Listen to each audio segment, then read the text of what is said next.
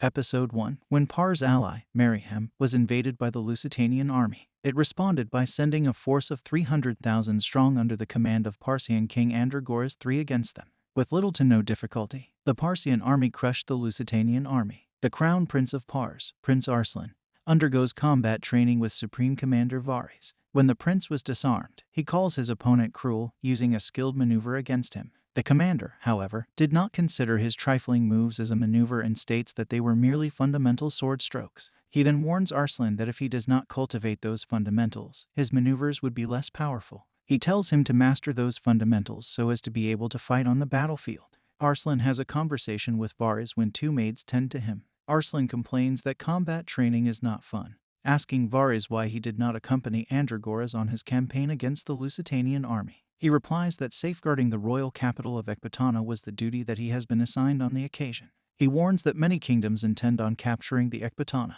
so they are not to let their guards down. Arslan states that if he was really busy, he would not have the time to do combat training with him on a daily basis. Varys is disgusted, stating that if the crown prince were to have such lackluster ambitions, he would never become a fine king. Cavalry Captain Kishward arrives and tells Arslan that his father has returned. The Parsian army returns to Ecbatana, receiving resounding cheers from the people and taking Lusitanian soldiers as prisoners of war. Among the prisoners of war is a teenage soldier Adoil.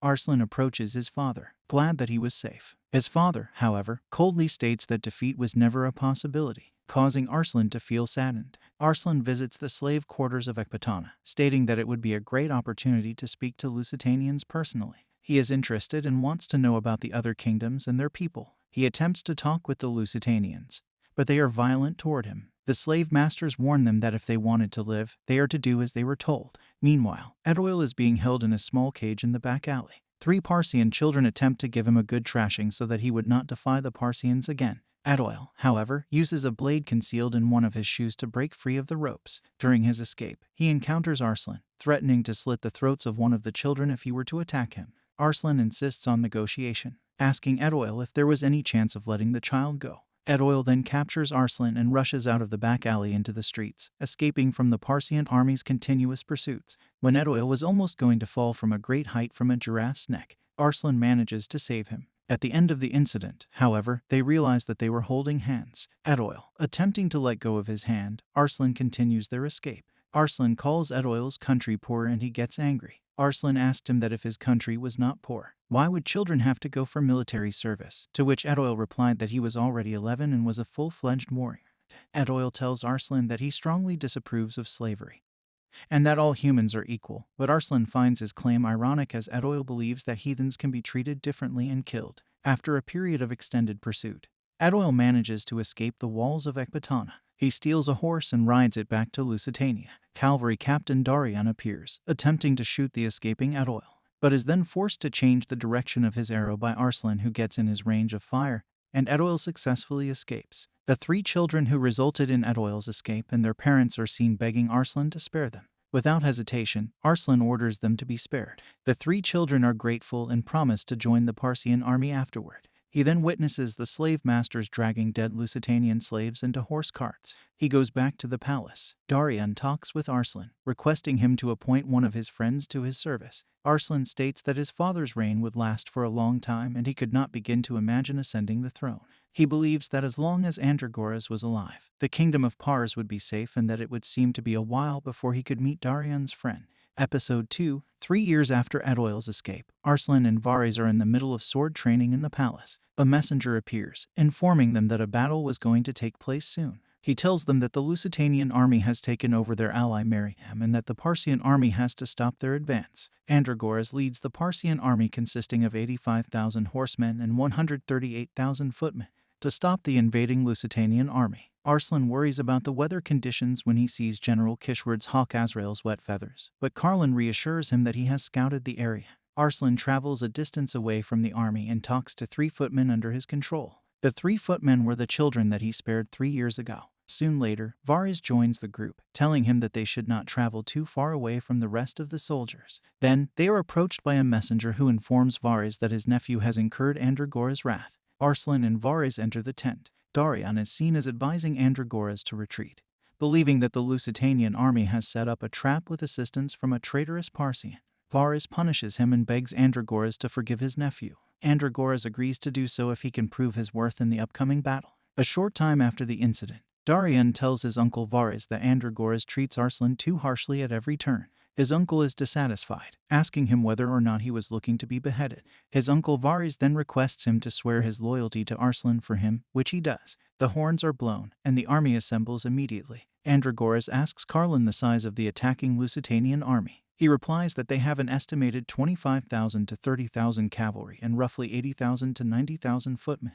Andragoras is surprised, stating that as the Lusitanian army fought battle after battle, their numbers should have diminished. Carlin states that reinforcements from home must have swelled up in numbers. A messenger informs Andragoras that the Lusitanian army is approximately 8 amaj away, which equals 2 kilometers or 1.24 miles. Andragoras questions Carlin regarding the matter, to which he responds that before the Parsian army lies a vast plain without any dips or rises. Regardless of the huge number of enemies and the fog in front of them, the Parsian army charges forward. Suddenly, a large number of the troops fell into a trench hidden by the fog. To the dismay of the Parsian army, the trench was filled with oil, and a flurry of flaming arrows spelled the end of the troops that fell in. The Parsian army ends up rerouting to find another front to fight the Lusitanian army. After finding another way, they are ambushed by another flurry of arrows that came from a fortress nearby. Arslan escapes the front lines, witnessing the massive amount of bloodshed and horror. Despite his escape, Arslan is caught by a Lusitanian horseman.